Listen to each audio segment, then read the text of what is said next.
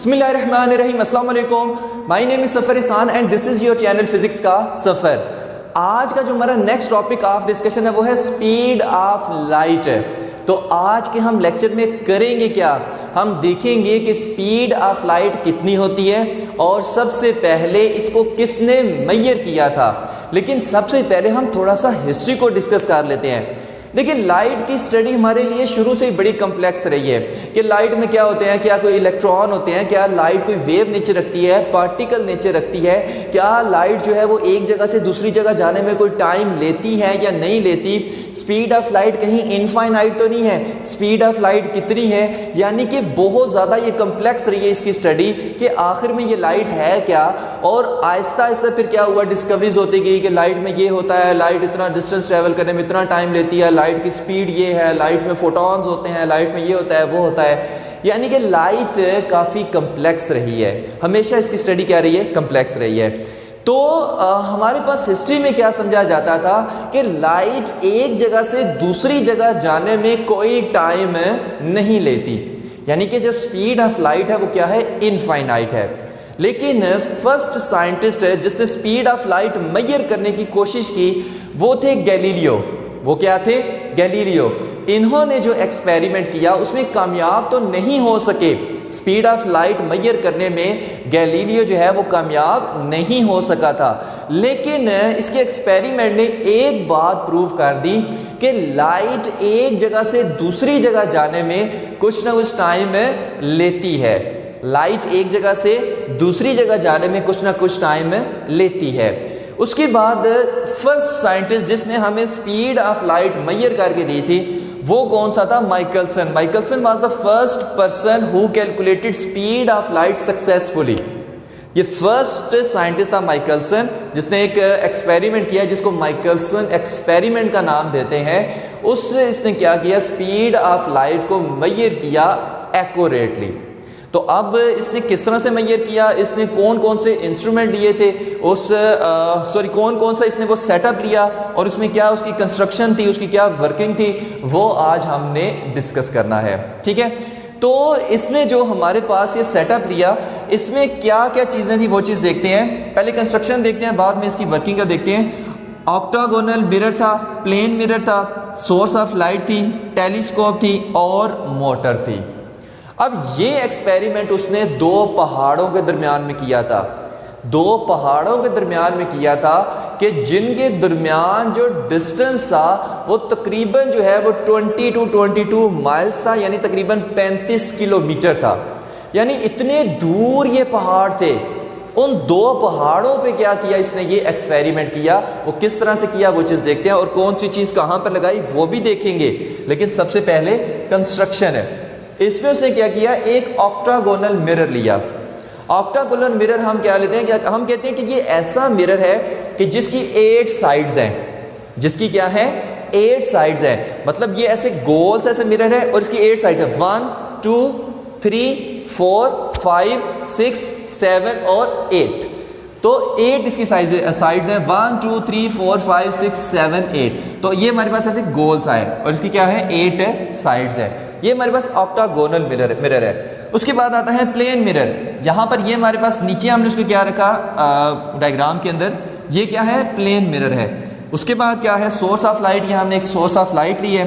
Telescope, ये हमारे पास क्या है, टेलीस्कोप है। उसके बाद मोटर है जो हमने इसके नीचे लगाई होती है और उस मोटर की शाफ्ट के ऊपर ये क्या कर सकता है, ये मिरर ऑक्टागोनल रोटेट कर सकता है। ठीक है, अब हम देखते हैं कि वो दो पहाड़ों के दरमियान वो कौन सी चीज़ कहाँ पर लगी हुई थी, वो चीज़ देखते हैं।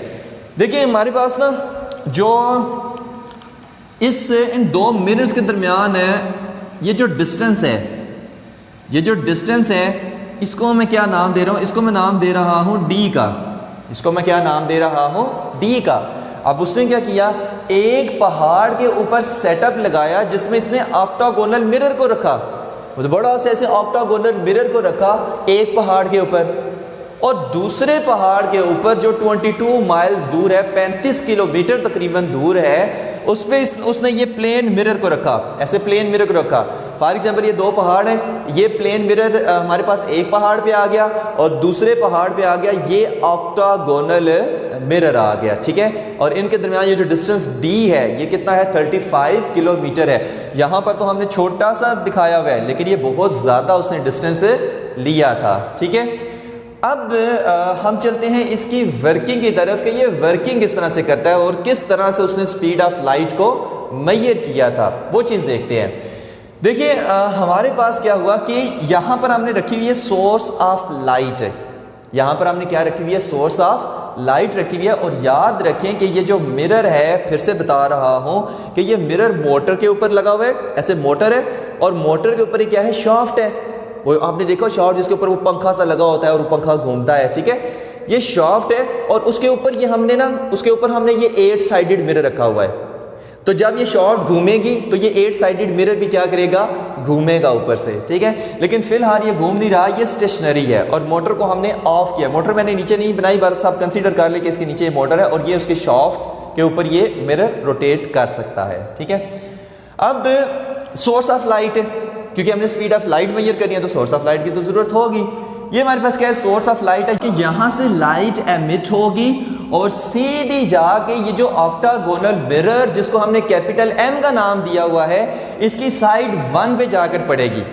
अब साइड 1 पे जाकर जब पड़ेगी तो इससे रिफ्लेक्ट लाइट होगी, क्योंकि ये भी क्या, ये ऑक्टागोनल मिरर है और मिरर से लाइट क्या होती है, रिफ्लेक्ट होती है। तो इसकी साइड 1 से रिफ्लेक्ट होगी और रिफ्लेक्ट होके सीधी जाएगी प्लेन मिरर के ऊपर, जिसको मैंने नाम दिया हुआ है स्मॉल m का।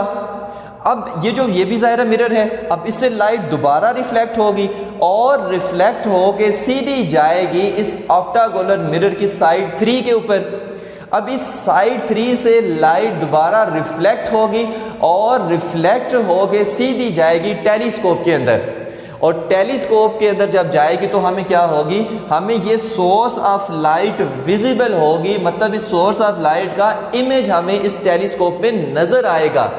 तो मैं क्या कर रहा हूँ, मैं इस टेलीस्कोप को मैं यहाँ से क्या कर रहा हूँ, देख रहा हूँ। तो मुझे क्या हुआ कि सोर्स ऑफ लाइट का इमेज नजर आया, यानी क्या है, लाइट टेलीस्कोप के अंदर जा रही है। ओके हो गया। इसको दोबारा से रिपीट करते हैं कि लाइट यहाँ से 1 पे गई, 1 से स्मॉल m पे आई, स्मॉल m से 3 पे गई, 3 से रिफ्लेक्ट होकर टेलीस्कोप में गई और टेलीस्कोप में जब मैंने देखा तो मुझे सोर्स ऑफ लाइट विजिबल हुई। ओके हो गया।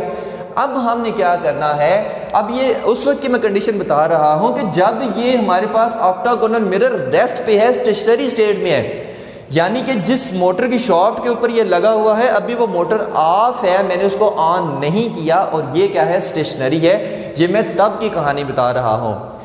अब मैंने क्या किया, इस शाफ्ट को, इस ऑक्टागोनल मिरर को रोटेट कराया। किस तरह से, नीचे से मैंने मोटर को ऑन कर दिया तो शाफ्ट क्या करेगी, घूमेगी। शाफ्ट के ऊपर मिरर लगा हुआ है तो मिरर भी घूमेगा। और किस तरह से घूम रहा है, क्लॉकवाइज घूम रहा है। किस तरह से घूम रहा है, क्लॉकवाइज घूम रहा है।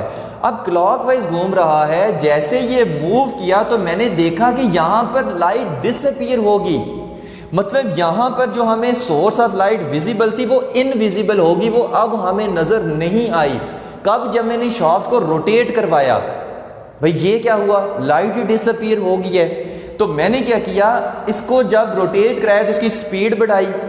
मैंने क्या किया, इसकी स्पीड को बढ़ाया। अब जब सर्टेन स्पीड पे ये रोटेट किया ना, एक ख़ास किस्म की एक स्पीड आई कि उस स्पीड पे जब ये रोटेट किया तो एकदम से लाइट दोबारा से विजिबल होगी इस टेलीस्कोप के अंदर। इस चीज़ को दोबारा से समझे कि इनिशियली जब मैंने इसको रोटेट करवाया तो यहाँ से लाइट डिसअपीयर हो गई।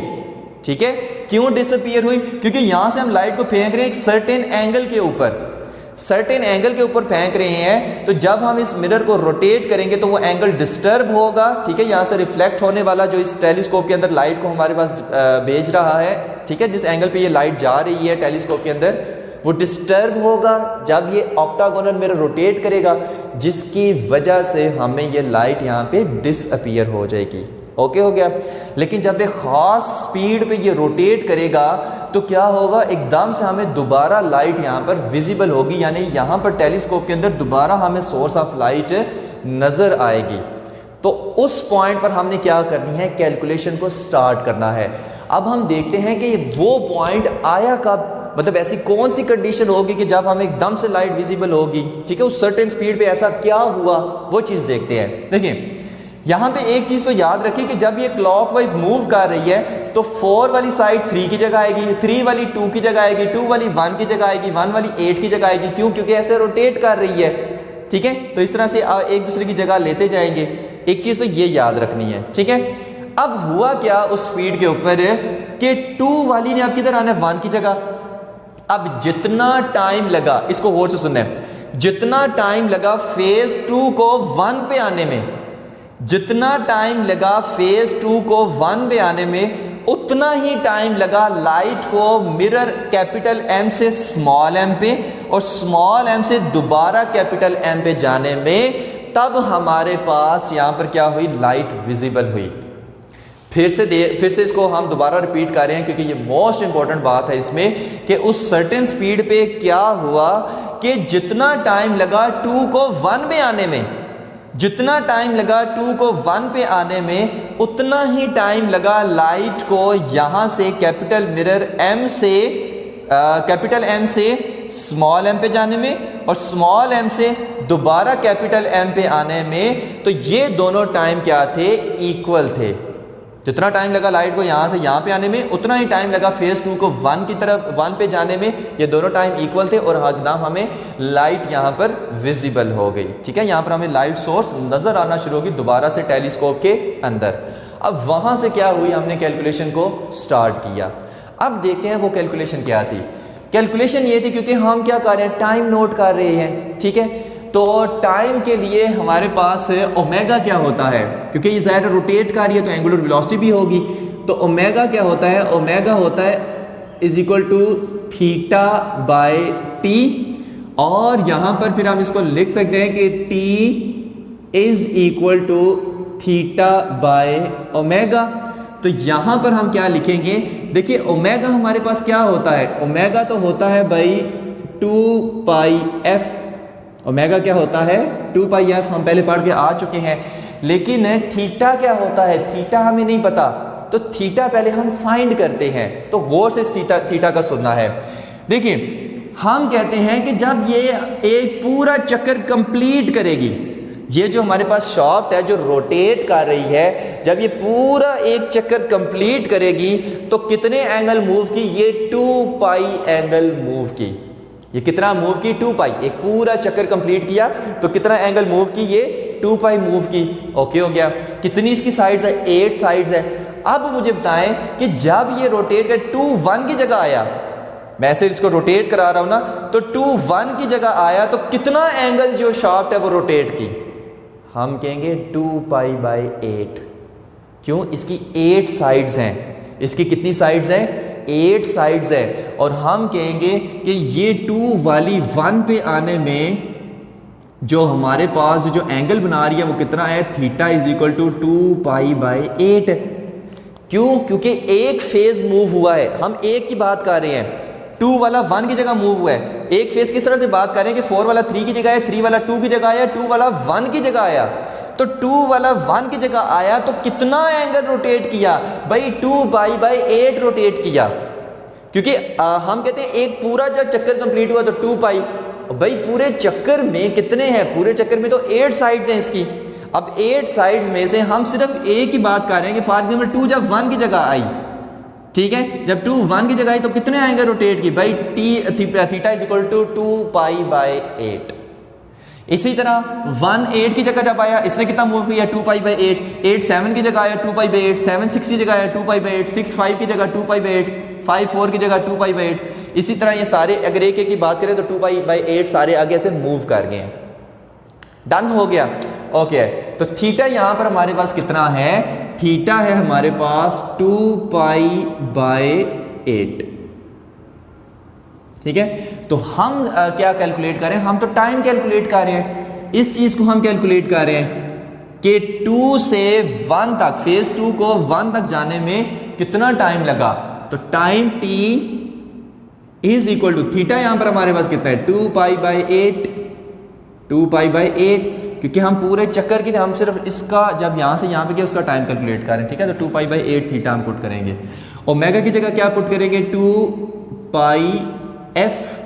अब यहां से क्या हुआ, 2 से कट गया, पाई से कट गया, तो टी कितना आया 1/8f। तो इतना टाइम उसको लगा। ठीक है, इसको आप इक्वेशन 1 का नाम दे ले। तो हम क्या कर रहे हैं, अब हम सेकंड देखते हैं कि लाइट को यहां से यहां पे आने में और यहां से दोबारा यहां पर जाने में कितना टाइम लगा। अब हम इसको कैलकुलेट करते हैं, क्योंकि ये वाला टाइम इस टाइम के इक्वल होगा, वहीं से आंसर निकलेगा। तो अब हम क्या करें, ये वाला टाइम हम अब नोट करेंगे। लाइट ने जो हमारे पास यहाँ से यहाँ पे और यहाँ से दोबारा यहाँ पे जाने में कितना टाइम लगा। तो यहाँ पे देखें लाइट कैसे मूव कर रही है, स्ट्रेट मूव कर रही है, ये स्ट्रेट आई, लाइट रोटेट करके मूव तो नहीं कर रही। तो जो हमारे पास लीनियर मोशन की जो इक्वेशन होती है ना, वो हम पुट करेंगे और वो हमारे पास क्या आती, S is equal to VT और T is equal to S/V।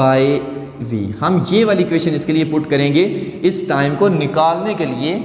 ठीक है, लाइट को यहाँ से यहाँ पे आने में, यहाँ से दोबारा यहाँ पे जाने में कितना टाइम लगा, उसके लिए हम ये वाली इक्वेशन यूज़ करेंगे। ठीक है, क्योंकि स्ट्रेट मोशन हो रही है लाइट की।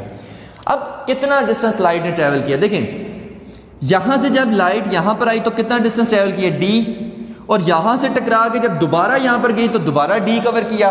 तो टोटल डिस्टेंस उसने कितना कवर किया, 2D। D जाने में, D वापस आने में, तो टोटल उसने जो डिस्टेंस कवर किया वो कितना कवर किया, 2D। तो S इज इक्वल टू क्या है, यहाँ पर S इज इक्वल टू है 2D है। ठीक है, तो यहाँ पर हम क्या पुट करेंगे कि T is equal to 2D/V हम यहाँ पर पुट करेंगे। अब हम बात किसकी कर रहे हैं, हम तो स्पीड ऑफ लाइट की बात कर रहे हैं। और जब स्पीड ऑफ लाइट की बात हम करते हैं तो V से नहीं, हम उसको C से शो करते हैं। तो यहाँ पर फिर मैं V की जगह क्या पुट कर दूंगा, यहाँ पर मैं पुट कर दूंगा V की जगह C को पुट कर दूंगा। ओके हो गया, तो दोनों का टाइम निकल आया। इक्वेशन 2 का इसको नाम दे लें, तो इसका भी टाइम निकला है। 2 से 1 पे जाने कितना टाइम लगा भाई, 1/8f। और यहाँ से लाइट को यहाँ पे आने में कितना टाइम लगा भाई, 2D/C लगा। और मैंने क्या कहा था कि ये दोनों टाइम क्या होंगे, इक्वल होंगे जब हमारे पास लाइट यहाँ पर विजिबल होगी। ठीक है, इस टेलीस्कोप के अंदर। तो अब हम इन दोनों को इक्वेट कर देते हैं। तो जब इक्वेट हम इसको करेंगे तो कंपेयर इक्वेशन 1/2 लिख दें या 1 and 2 लिख दें। ठीक है, तो इक्वेशन 1 क्या थी कि हमारे पास T इज इक्वल टू क्या है 1/8f, और यहाँ पर T इज इक्वल टू क्या है 2D/C। यहाँ पे हमने निकालना क्या है, हमने C को निकालना है। तो C को इधर ले जाते हैं, और 8f को हम इधर जब ये जाएगा तो क्या आ जाएगा 16fd आ जाएगा। ठीक है, 16fd। क्यों, क्योंकि 8 2 क्या हो गया 16 हो गया, fd से जाके मल्टीप्लाई होगा, c हमारे पास यहाँ पर आ गया। तो c is equal to 16fd। इस फार्मूले से उसने क्या किया था, माइकलसन ने स्पीड ऑफ लाइट को कैलकुलेट किया था। कैसे कि जिस फ्रीक्वेंसी पे उसने जाहिर है मोटर को रोटेट करवाया वो उसको पता थी। जिस फ्रीक्वेंसी पे मोटर को रोटेट किया है, या आप कहें कि जिस फ्रीक्वेंसी पे ये जो हमारे पास ऑक्टागोनल मिरर है ये रोटेट कर रहा था, वो तो फ्रीक्वेंसी उसको पता थी। और ये जो d डिस्टेंस है कि जो वो दो पहाड़ों के दरमियान वो जो उसने वो डिस्टेंस d लिया हुआ था वो भी उसको पता था। तो जब उसने इसमें वैल्यूज पुट की तो जो उसके पास आंसर आया स्पीड ऑफ लाइट का वो कितना था 2.99792458 इंटू 10⁸ मीटर/सेकंड, जिसको हम अप्रोक्सीमेटली 3 इंटू 10⁸ मीटर/सेकंड लिख देते हैं। ठीक है, तो इस तरह से उसने क्या किया, स्पीड ऑफ लाइट को मेजर किया। तो होप्स हो कि आपको ये सारी कंस्ट्रक्शन, ये सारी कैलकुलेशन, ये सारी वर्किंग समझ आ गई होगी। Thank you very much. अल्लाह हाफिज़।